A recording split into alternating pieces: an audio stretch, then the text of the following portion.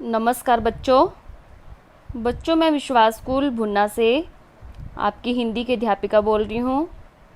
बच्चों मैं आपसे उम्मीद करती हूँ कि आप अपना प्रतिदिन का कार्य साथ साथ कर रहे होंगे और उसको लर्न भी कर रहे होंगे। जैसा कि मैं आपको हर रोज़ बताती हूँ कि आपके नेक्स्ट मंथ 1 अक्टूबर से आपके एग्ज़ाम शुरू होने वाले हैं फर्स्ट सेम के ऑनलाइन।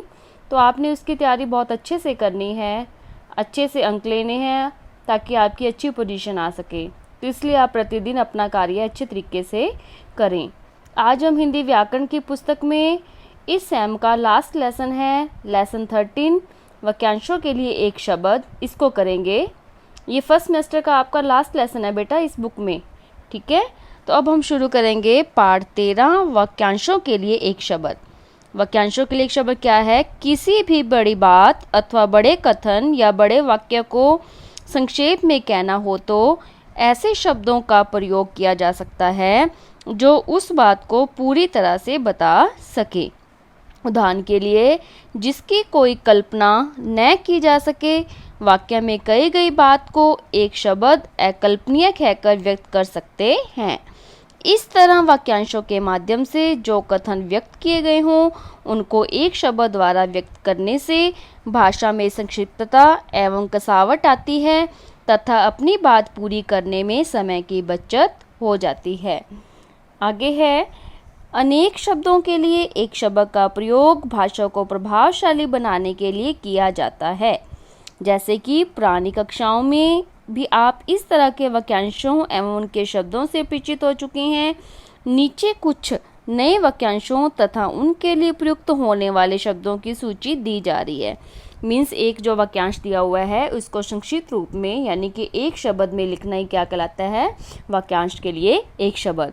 अब ये जो कुछ उदाहरण दे रखे हैं, जैसे जो व्यक्ति कर्म न करता हो अकर्मण्य, जिसे काटना संभव न हो अकाट्य, जो वस्तु खाने योग्य न हो अखाद्य, जो इंद्रियों से परे हो अगोचर या इंद्रियातीत, जिसके पास रहने का पता न हो अज्ञातवास, जिसका वर्णन बढ़ा चढ़ाकर किया गया हो अतिशयोक्ति, जिसका अनुभव इंद्रियों द्वारा संभव न हो अतीन्द्रिय, जिसे किसी बात की जानकारी न हो अनभिज्ञ,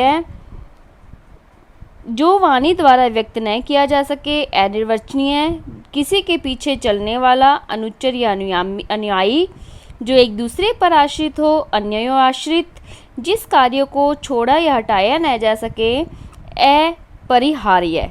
ठीक है बेटा।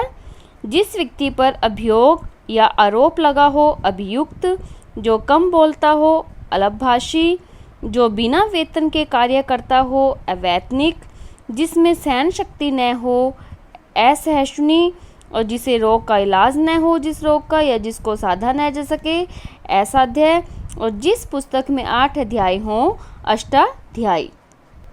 19 नंबर आपका वाक्यांश के लिए शब्द है जिसको क्षमा न किया जा सके अक्षम्य, अतिथि का सत्कार आतिथ्य, अपनी हत्या स्वयं करने वाला आत्महंता या आत्मघाती, अपनी प्रशंसा स्वयं करने वाला आत्मश्लाघी, जिसने अपने हाथ में दंड यानी कि डंडा उठा लिया हो या अनुचित आचरण करने वाला हो उदंड, जहाँ एक ही अंग पर बल दिया गया हो एकांगी, इस श्लोक से संबंधित ऐहिक, जो किसी का उपकार न मानता हो कृतघ्न, जो किसी के उपकार को मानता हो कृतज्ञ, और जिसके हाथ में चक्र हो यानी कि विष्णु चक्रपाणी, जो दूसरों के द्वारा दोष ढूंढता हो दूसरों के, उसे कहेंगे हम छिद्रान्वेषी।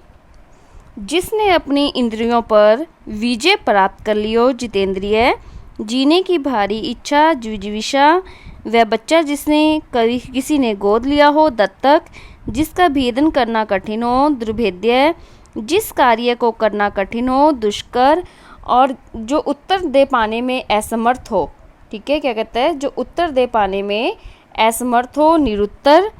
ठीक है, जो विकारों से रहित हो निर्विकार, जो दूसरों पर आश्रित रहता हो प्राश्रित या परावलंबी, जो दूसरों के ऊपर के भरोसे जीवन जिए प्रोपजीवी, जो आंखों के सामने न हो प्रोक्ष, जो प्रति हाथ से लिखकर तैयार की गई हो पांडुलिपि या हस्तलिखित, जिस वस्तु के आर पार देखा जा सकता हो पारदर्शक, जो किसी अन्य लोक से संबंध रखता हो पारलौकिक, जो पश्चिम के देशों में संबंध रखता हो पाश्चात्य, जो 2 सप्ताह में एक बार घटित होने वाला है पाक्षिक, जो आंखों के सामने उपस्थित हो प्रत्यक्ष, जो इतिहास काल से पहले का हो प्रागैतिहासिक, जो एक से अधिक भाषाएं बोल सकता हो बहुभाषी, और किसी के मर्म यानी कि हृदय को छू लेने वाला मर्मस्पर्शी, और किसी के मर्म को चोट पहुंचाने वाला मर्मांतक, और जो कम आहार यानी कि भोजन करता हो उसे हम मिताहारी या अल्पाहारी कहें।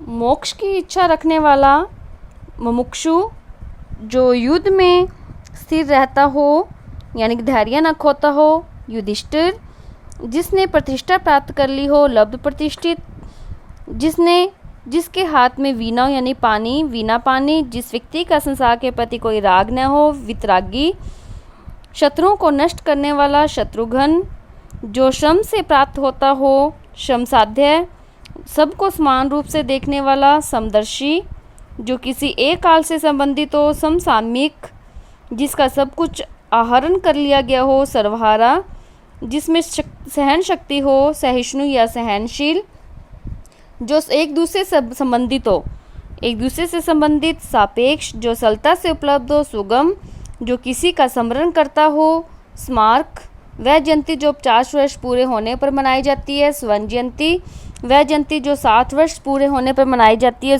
करते हैं हम हीरक जयंती।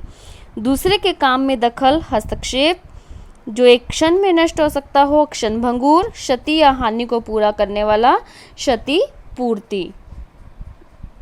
अब इस पाठ की आपको अभ्यास दे रखा है बच्चे, ये आपने फाइंड आउट करना है।